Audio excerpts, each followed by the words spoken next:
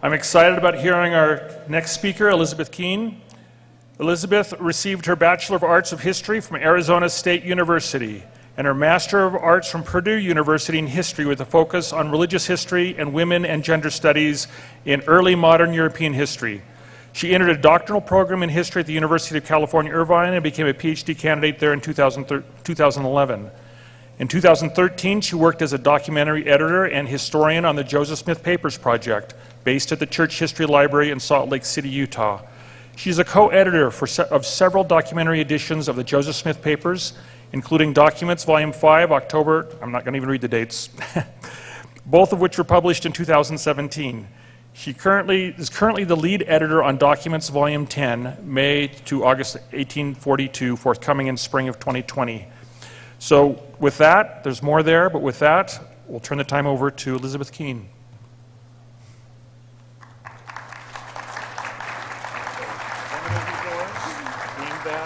Right there,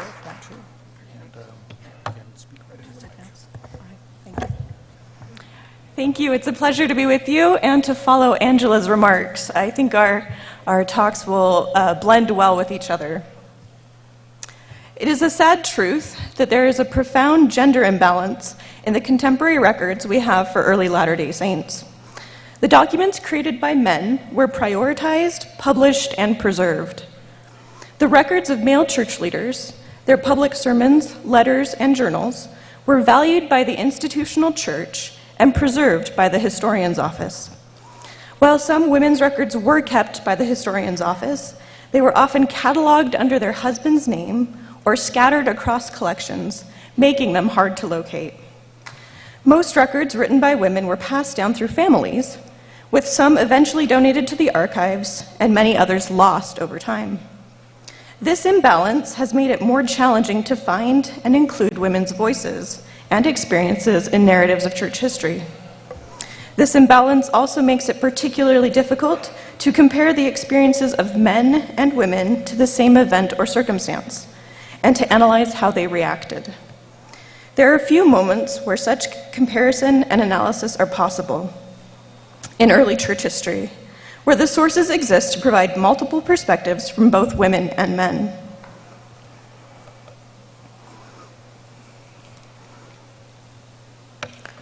One such moment that I would like to focus on my remarks today is the Second British Mission.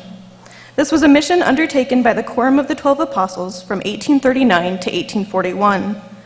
Over the course of these 2 years, the apostles and their wives exchanged dozens of letters. While there is still far more surviving letters for men, the Church History Library has hundreds of extant letters from both the apostles and their wives. The women's letters balance the story, reminding us about what the missionaries left behind and providing insights into the family's circumstances in Illinois and Iowa during these challenging years.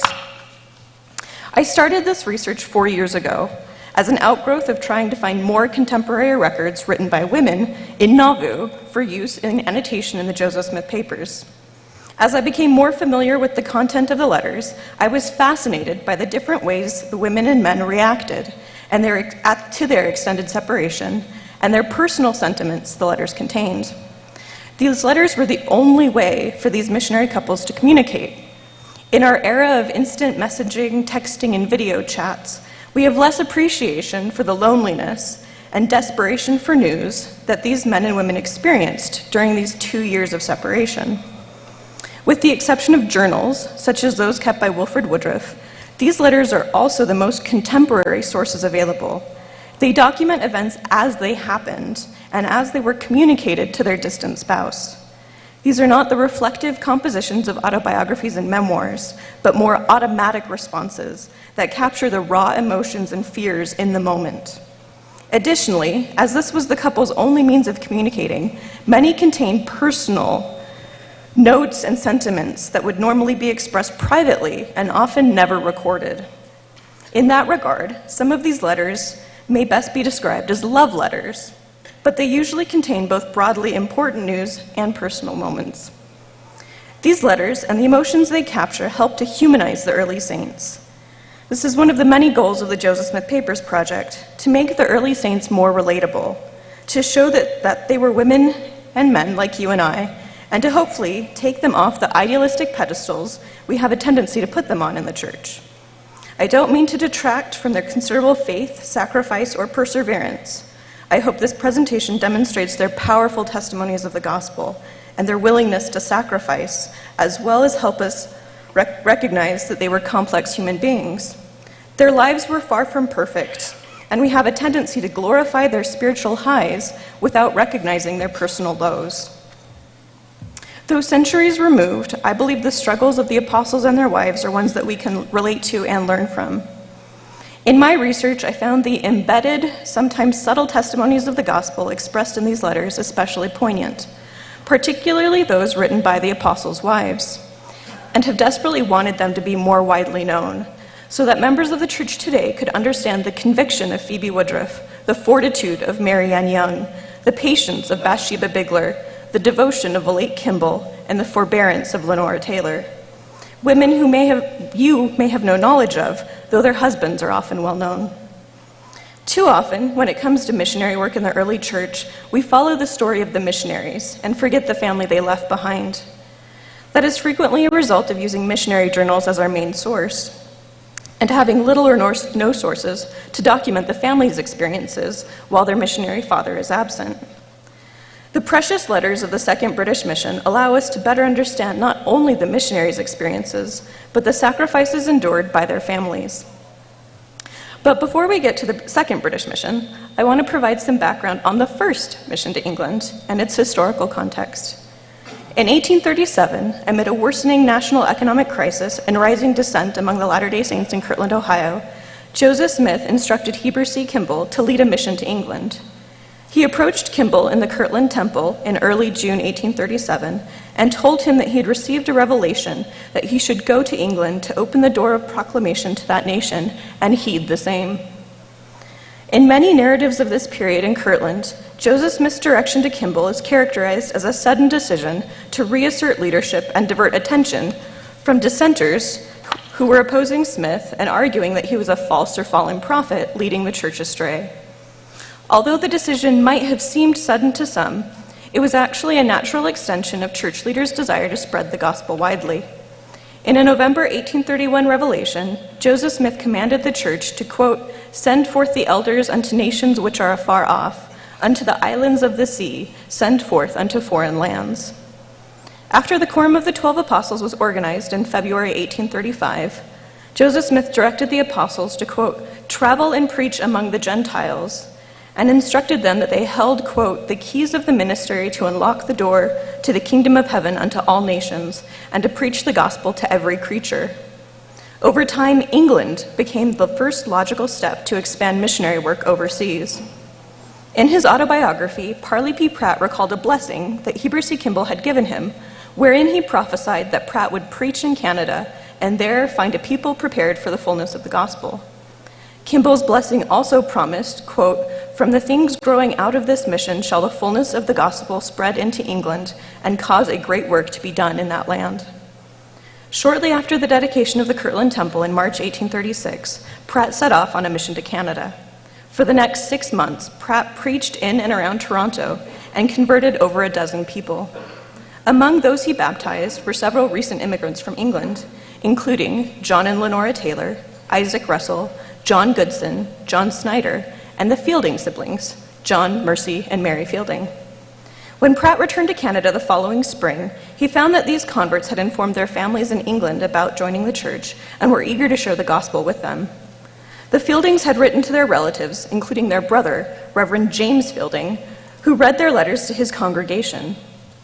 In his autobiography, Pratt recalled that, quote, "Several of the Canadian elders felt a desire to go on a mission to their friends in that country," end quote. Indeed, 4 of the 7 elders who were part of the first British mission were Canadian converts. Sending Kimball to England may have reasserted Joseph Smith's authority over the 12 apostles, many of whom were among the dissenters opposing him in the summer of 1837, but it created additional tension between Smith and Thomas B. Marsh and Parley P. Pratt. Both Pratt and Marsh had intended to participate in a mission to England, and each had to reconcile the prophet's decision to exclude them. There is also no indication in the surviving documents for this period that the first mission was widely known among the Latter-day Saints in Kirtland. There were no farewell addresses, no announcements in the local church newspaper, and only a small group of family and friends accompanied the departing missionaries to the harbor in Fairport. As such, it may not have combated the influence of dissenters as much as some scholars have assumed. Heber C. Kimball was overwhelmed by the call to lead the mission. Writing later in his autobiography, Kimball noted that he, quote, believed the time would soon come when I should take leave of my own country and lift up my voice to other nations. Yet it never occurred to my mind that I should be one of the first commissioned to preach on the shores of Europe. He departed Kirtland with Apostle Orson Hyde, Joseph Fielding, and Willard Richards on June 13, 1837. They were joined by 3 of the Canadian converts, Russell, Goodson, and Snyder, in New York, and the men worked to raise money for their passage and were finally able to set sail for England at the end of June. Their ship arrived in Liverpool on July 19th.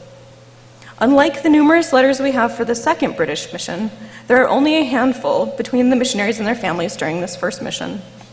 The largest collection of extant correspondence was exchanged between Heber C. Kimball and Villate Kimball.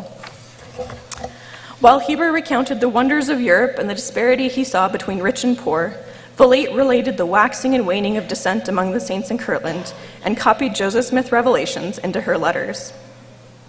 Siblings Joseph and Mary Fielding and Willard and Hepzibah Richards also wrote to each other. Joseph Fielding told his sister how their brother James had initially welcomed the missionaries, allowing them to preach to his congregation in Preston, England. But as the missionaries converted more and more of his parishioners, his support waned, and he soon refused to have anything to do with them. Despite the rejection by his family, Joseph Fielding and his fellow missionaries proved successful in Preston and the surrounding area. By April 1838, the missionaries had converted over 1,000 members and established 20 branches of the church in Preston and the surrounding area. Among their converts were individuals who would play meaningful roles in the future church, including George D. Watt, William Clayton, and Janetta Richards, who would marry Willard Richards in the fall of that year. Kimball and Hyde prepared to return to the United States in April, leaving Joseph Fielding in charge of the British saints with Willard Richards and William Clayton acting as his counselors. By the end of May 1838, Kimball and Hyde had returned to Kirtland, finding there a divided community and a group of Latter-day Saints preparing to travel to Far West. They joined the Saints heading west and arrived in Missouri in late July 1838. Earlier that month, on 8 July 1838, Joseph Smith received several revelations setting church affairs in order and planning for the future. One of these revelations, now canonized as Doctrine and Covenants section 118, was directed to the Quorum of the 12 Apostles, who were instructed to undertake a mission over the great waters and return to England as a quorum the following year. The revelation further directed that John Taylor, John E. Page, Wilford Woodruff, and Willard Richards be appointed apostles to replace those who had left the church or died. What had appeared to be an easy feat, setting out from the Far West Temple grounds, became far more difficult a year later, after the saints had been forced from the state of Missouri and threatened with violence should any return. Yet, despite the danger, several of the apostles gathered in Far West on April 26, 1839, and held a meeting to officially start their mission, and set apart new apostles, including 21-year-old George A. Smith. However, after holding the meeting specified in Joseph Smith's 1838 revelation, they did not leave from Far West for England. In fact, most of the missionaries would not arrive in England until early the following year, between January and May 1840. Instead, they returned to their families in Montrose and Nauvoo and spent their time receiving instruction and directions from the prophet and setting their temporal affairs in order.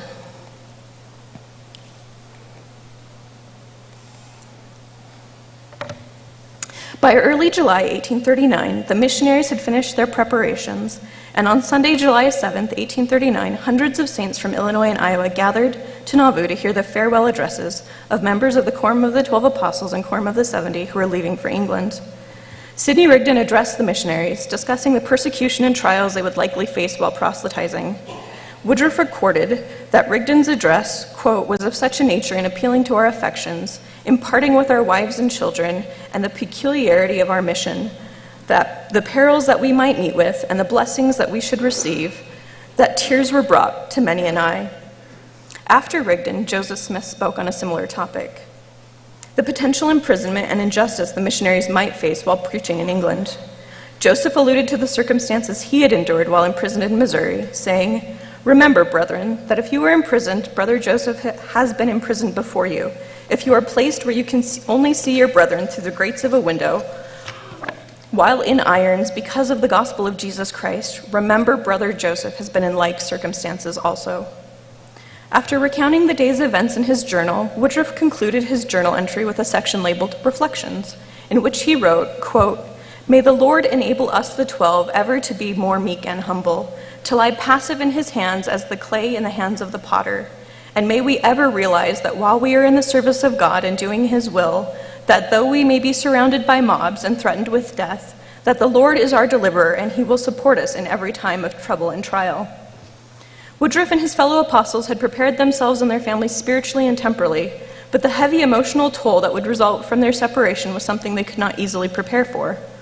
While many 19th century Latter-day Saint missionaries were married, most missionaries to this point were absent for weeks or months, not years. The extended duration of the 12 apostles' mission likely created a more pressing desire for frequent correspondence, resulting in an impressive number of letters, a majority of which have survived and been preserved.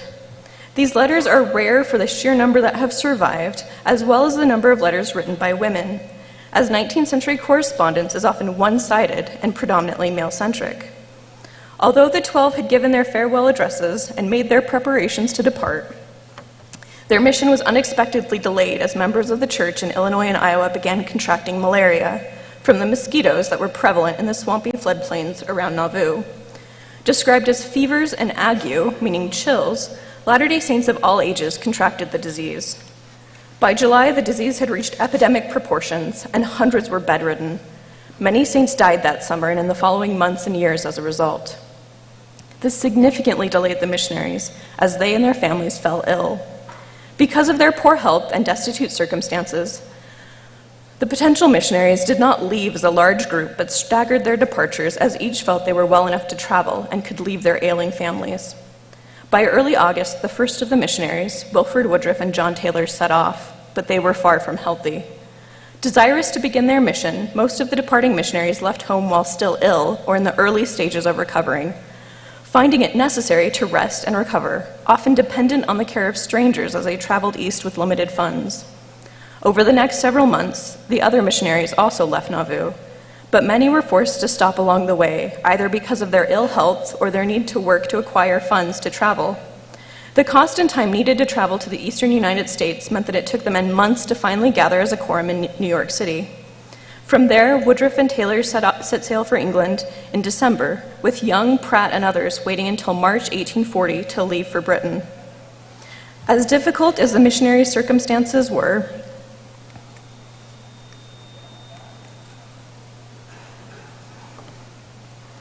the situation of their wives and children was much worse. Most of the women were ill themselves and struggled to care for their young families, many of whom were also sick. Mary Ann Angel Young had given birth only 10 days before Brigham left in mid-September. Phoebe Woodruff was several months pregnant when Willard left. Nearly all of the families were left in impoverished conditions and financially dependent on kind neighbors and church leaders for their care. Joseph Smith had promised that the families of the 12 would be provided for, but with the limited resources of the church, this was not easily realized. As the women noted in their letters, there was often a great distance between the promise and reality. Turning to the bishop for help was not always possible. Lenora Taylor wrote that Bishop Vincent Knight had promised to pay her in bread and meat as he had no money to offer. Valete Kimball wrote, quote, "I have but $1 of all that you left with me. I get not much from the bishop, but bread and meat, and sometimes can't get that. But I have the best of neighbors, so we do not suffer." With the absence of their husbands, conducting business and providing for the family's needs fell squarely on the women's shoulders. Each of the women mentions financial concerns in their correspondence. Lenora Taylor and her children were forced out of the room in an old barracks in Montrose that they were sharing with Brigham Young's ill family, and she struggled to find a place for her family to stay with their meager finances. Writing to inform John how she had spent the money he had left with her, she listed the family's need for medication, their cow going dry, and her one extravagance, the purchase of a single silver teaspoon. Phoebe Woodruff moved 5 times during the course of her husband's mission and was threatened by 2 of her male neighbors with having all of her clothes and goods confiscated to pay for her sustenance. With a comfortable house, Volate Kimball was better situated than most of the other missionary wives, and was able, with help from her neighbors, to plan ahead. Quote, "Brother Joseph Young promised to get me a cow, and he has got me a good one, for which I feel very thankful.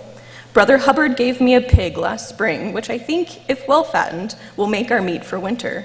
I have plenty of potatoes and turnips, so I shall not have to buy much but bread."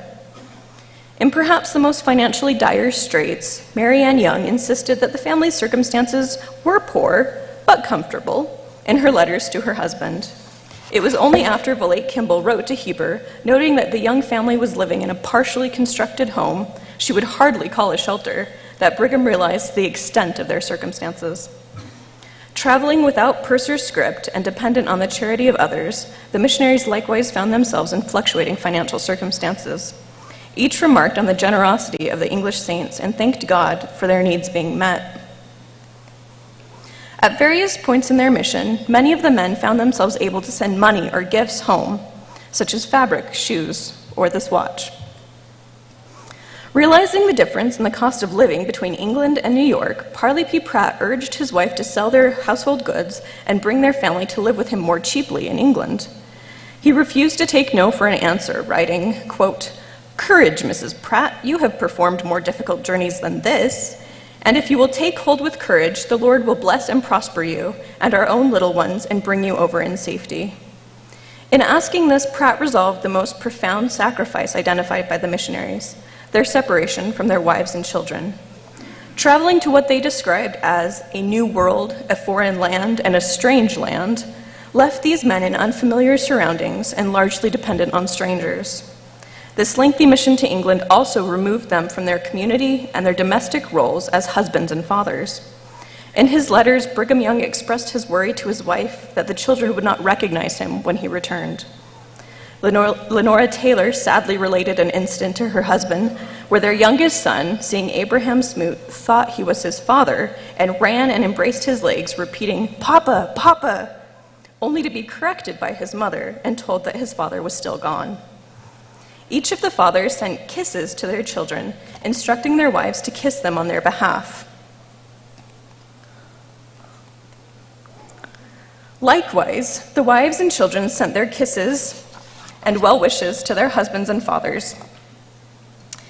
In one letter, Lenora Taylor had each of their 3 children kiss the paper, circling and labeling each as a kiss from that child. Those men who had older children, like John Taylor,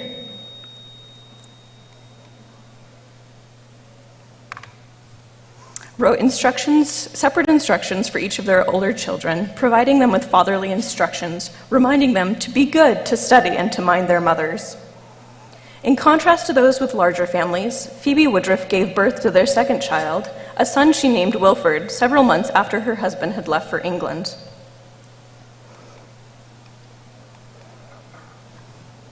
As the time for the birth approached, Phoebe with increasing frequency wished that Wilford would return to her, even though she realized that was not possible, and relented that she knew the importance of the work he was doing and would not want to shorten his mission.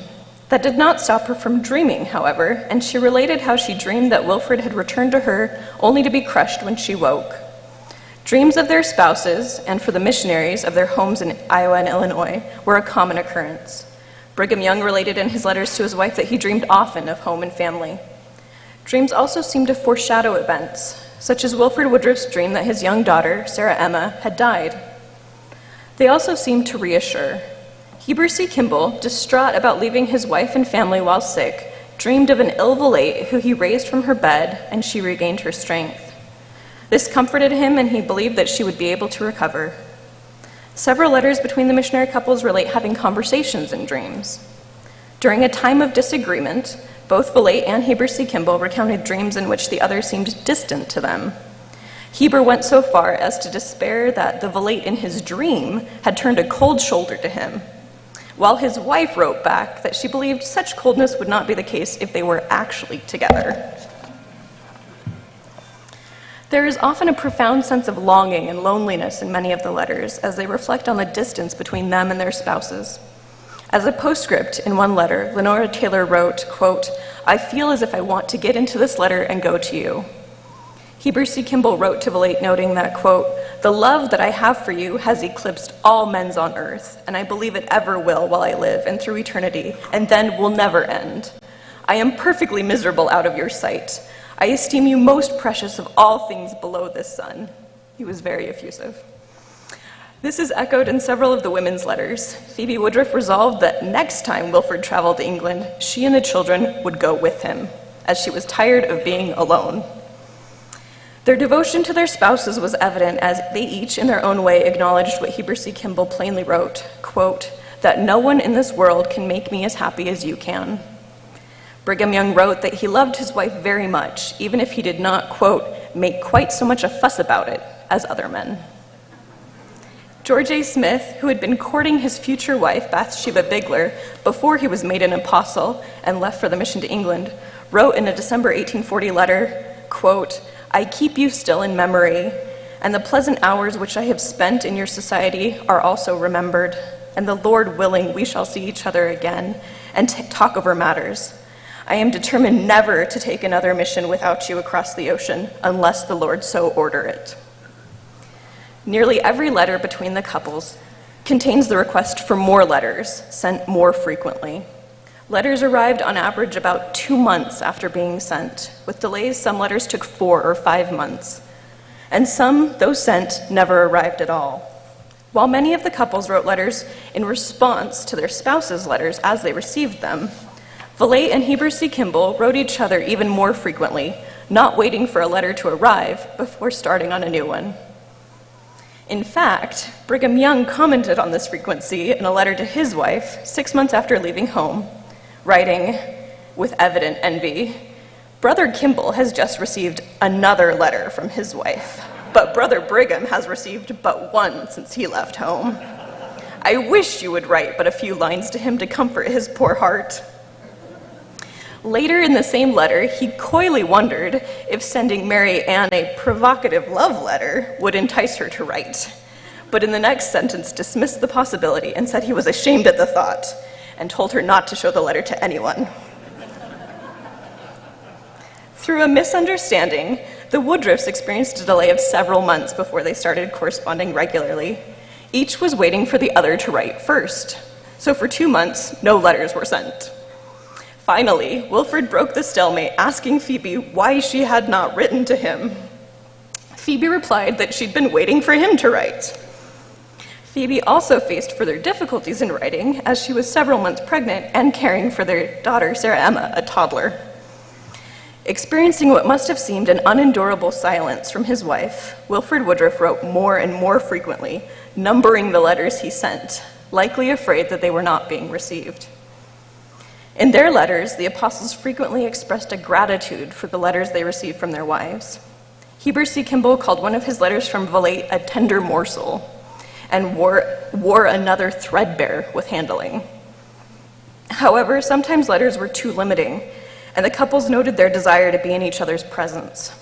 John Taylor related to his wife his eagerness to sit down with her in their chimney corner and talk about things past and new. Valete longed to hear Heber's gentle voice. Parley P. Pratt fondly remembered his last kiss with his wife. In 1841, in one of his last letters from England, Brigham Young began by writing, quote, "Beloved Mary Ann, this evening I have a few moments to converse in a lonely way. I am thankful I have the privilege of this letter, but I want to be where I can speak to you face to face, and the time is near at hand when we shall start for home." Another shared and oft-repeated concern was news about their health and well-being. Nearly every letter between these couples includes reports on their own health, the health of others, and requests information on the health of their spouse. Death was a very real fear, and at several points, both husbands and wives despaired that they would not see their spouse in this life and expressed their hope to be reunited eternally. In fact, having accurate information relating to the welfare of their families was such a deep concern that the letters between the couples often mentioned the health of family and friends. Realizing those on the other side of the ocean needed reassurance, the wives commented on the general state of the other missionary wives and their children, just as the men commented on their fellow apostles' health. However, not all information was meant to be shared. Learning that a doctor had seen an ailing, pregnant Phoebe Woodruff, Lenora Taylor relayed to her husband that the doctor had said that Phoebe's present situation was a difficult one and things would, quote, go hard with her pregnancy. She counseled her husband to keep this news from Brother Woodruff. Some couples were willing to be much more frank in discussions of health and well-being than others. After some dissembling letters between the couple that left Heber unsure where Valette intended to move, he requested they be more familiar with each other and tell each other their situations clearly. After relating how he had fainted and come very close to death because of malaria, Heber C. Kimball wrote, quote, "My dear companion, do not feel bad because I have told you the truth, for this I agreed to do when I left home. Now do the same for me, then we will be even." Following this direction, in a non-extant letter, Valette apparently told him what she had suffered in his absence, coming quite near to death herself and being tried and tempted. This deeply affected Heber, who replied that, quote, "I could cry like a child if I could get by myself." He mourned that he could be the cause of her suffering and assured her that he prayed for her constantly. As part of the letter, he pronounced a blessing on Valette, asking God to deliver her from temptation and sorrow. Parley P. Pratt, learning from a letter from his wife, Mary Ann, that she and their children were dangerously ill with scarlet fever and not able to travel to England to be reunited with him as they had anticipated, expressed his fears and anxiety in a letter. After reading the troubling letter, he wrote, "I cannot taste food. My feelings are such that my stomach will not bear it." Later in the letter, as he was overcome with fear for his family's health, he asked Mary Ann, "Why must we live separate? Why must I be forever deprived of your society and my dear little children? I cannot endure it. Why do you not come with me when I pressed it upon you last winter? Why did you not come now? My heart bleeds with a wound that is insupportable. I cannot endure it, and yet I must." Realizing that with these pleas he had seemed to place the blame for the family's sickness on Mary Ann's decision not to come to England, he clarified, quote, "But don't for a moment suppose I blame you for not coming. It is only my feelings which I cannot help expressing in the anguish of my heart." Pratt in his letter then pleads in a written prayer for his family to be healed. Unable to do anything themselves, Pratt, Kimball, and the other missionaries prayed for a loving God to do that which they could not, to heal, bless, and protect their families.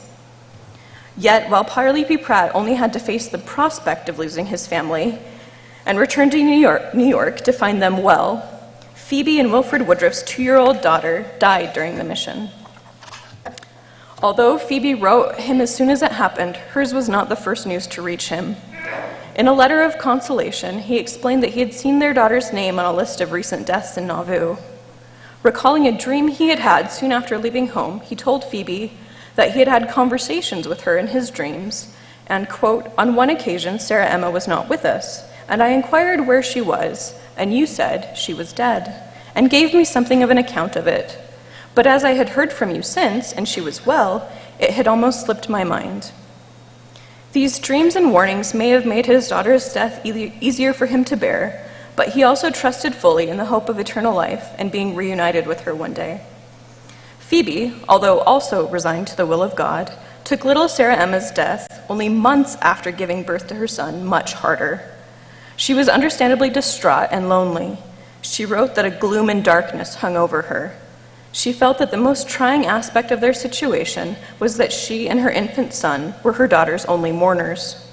Although supported by friends and church members, especially Margaret Smoot, who lovingly prepared Sarah Emma's body for burial, Phoebe had no relations to mourn with her.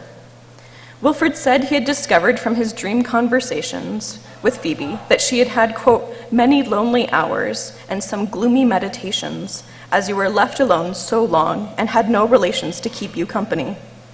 I know this is trying, and none would have borne it better than you have done."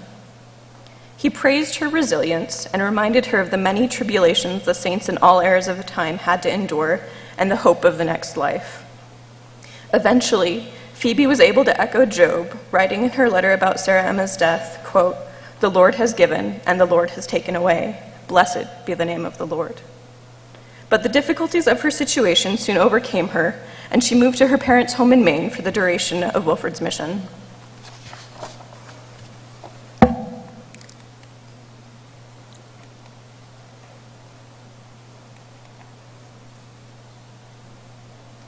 These missionary couples reacted in disparate ways to the struggles they faced, but all believed in a loving God who would aid his children and reward their mortal trials.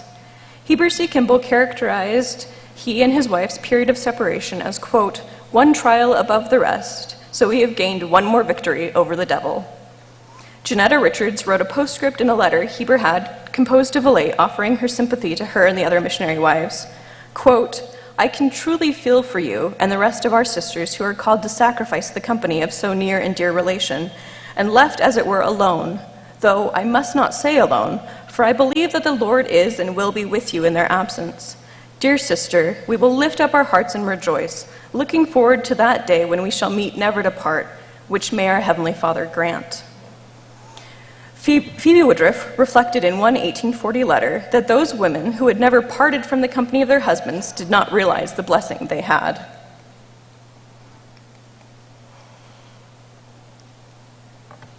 She further wrote of her great loneliness and isolation, quote, I often felt that I was alone, a stranger in a strange land, sick and ill provided for, with my little Sarah clinging around me as though she had no other friend to look to for protection. She continued, quote, and not knowing how it might turn with me, meaning whether she herself would recover her health or die, that it left her with peculiar feelings. She then emphasized her commitment to the gospel, writing, but I would often look back and ask myself the question, did I leave my father's house for the sake of honor, ease, or popularity? I think I did not, but for the word of God. She concluded her letter noting that she would try to be reconciled to her situation, but found it very hard work in the situation that I then was in. Once I had a kind Wilford to cheer me in my lonely hour, but now I have none. Her husband tried to offer her solace in his letters.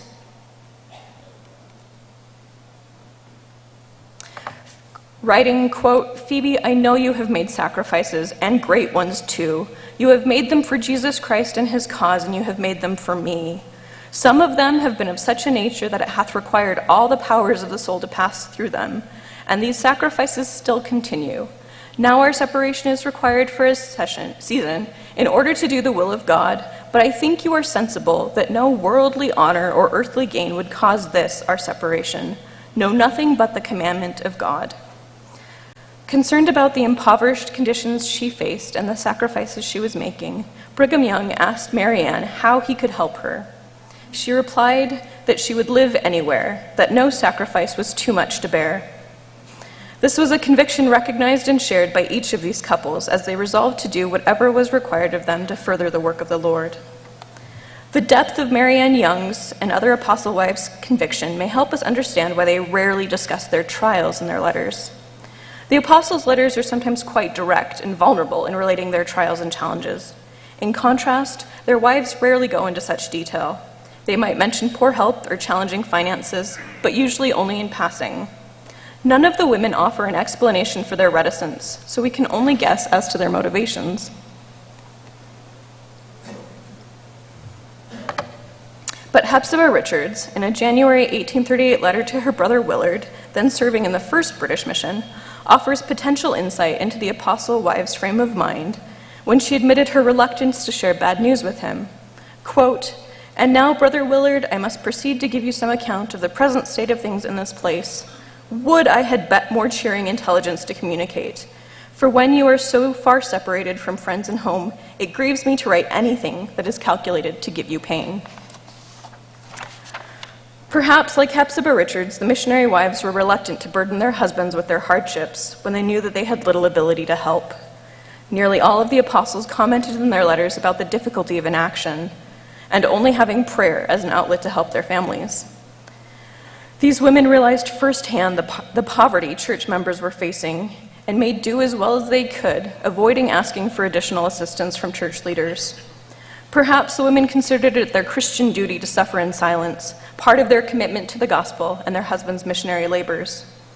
Their humility in the face of daunting struggle is a testimony all its own. Although they rarely complained, we should not assume their circumstances improved or that it was a mark of cheerful forbearance. While the men felt free to expound their difficulties, their wives may have felt constrained by cultural or religious expectations. Regardless of how openly they discussed their situations, the sacrifices of the missionaries and their families were of great significance to church history, and the many thousands who joined the church as a result of the apostles' mission to England. The spread of the gospel in Great Britain was unprecedented. The proselytizing of the first British mission had brought roughly 1,500 converts to the church, while the second British mission resulted in several thousand more. By April 1841, the last conference the missionaries held as a group in England, church members there numbered just under 6,000, with an increase of over 4,000 members in a year's time. Many of these converts would immigrate to the United States and join the Latter-day Saints in Nauvoo or later in Utah. The mission had many other successes, such as unifying the Quorum of the 12 and the church's many publishing ventures started in England. But to my mind, these pale in comparison to the missionary work and the influx of members who would expand and reinvigorate the church in the 1840s and 1850s. Thank you.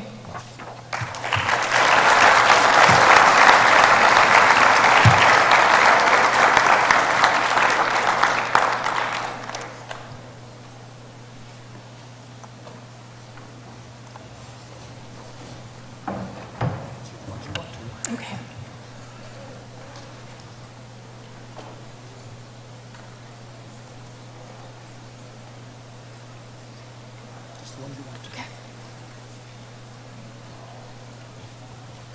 This question asks, were you surprised to find so many letters and documents about the lives of the women? Yes, this is a very surprising collection. It's been highlighted occasionally, a couple here and there in BYU studies and elsewhere, but kind of finding a register of all of the letters involved coming up with spreadsheets of hundreds. Only of a fraction of those are written by women, but because the men are writing to their wives, we get a sense of what's also in the letters that we're missing. So it is a really phenomenal find. Why no mention of plural marriage? This is before Joseph is sharing plural marriage. It will only be after this mission that Joseph includes a small number of the 12 in his kind of initial teachings of the practice, and then we'll go on through the later 1840s. Some scholars have seen this as kind of a preparatory step, and for me it's kind of a bittersweet realization to see how close these couples are, and then the contrast of the sacrifice of plural marriage. How did the letters and packages get to them? It's a great question. So they had something called packet ships, and this was essentially the British post office put on ships. The one challenge for these missionaries is that they don't usually have stable addresses. They're moving around quite frequently. And so they, in the second British mission, set Willard Richards at kind of a stable location, and that's where all of the women write to, and then he'll dispatch all the letters to the men as they either come see him or as he sends letters to them. So he was kind of the small post office for the missionaries.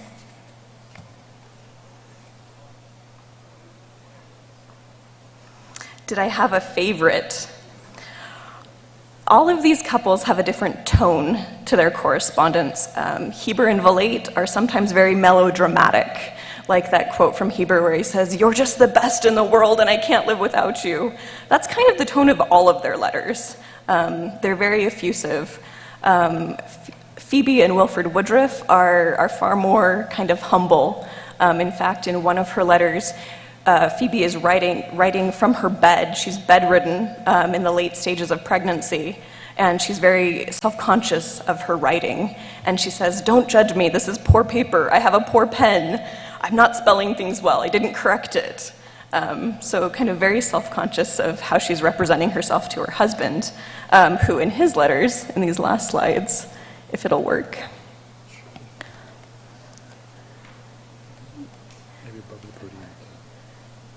Doesn't want to work. There we go. Perfect. Is cramming content in. So these are two of Wilfred Woodruff's letters, and you can see as he reaches the last inch that he's just writing smaller and smaller and smaller to get everything he has to say in there.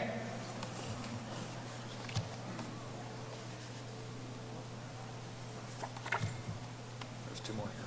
Perfect. This asks about publishing. I am trying to get this either on a website or published in some form. So yes, that is the plan. It'll be on our website. Yeah, absolutely, it'll be on yours.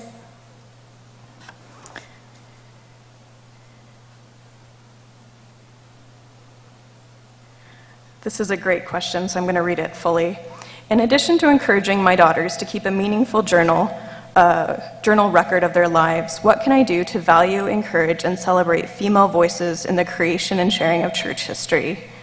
And I would say, come to things like this. Find avenues where you can find women's voices either in your own history or celebrate it in the history of the church by supporting the church history department. Our base website, history.churchofjesuschrist.org, has a lot of these stories, and we'd like them to be more widely shared. There's a really great set of content called Pioneers in Every Land that is about modern pioneers, largely outside of North America, and they highlight many, many important women there that are in South Africa or other areas of the world. So I'd say just keep doing what you're doing and looking for those women's voices. Thank you. Thank you so much. For the brownie and just so quick.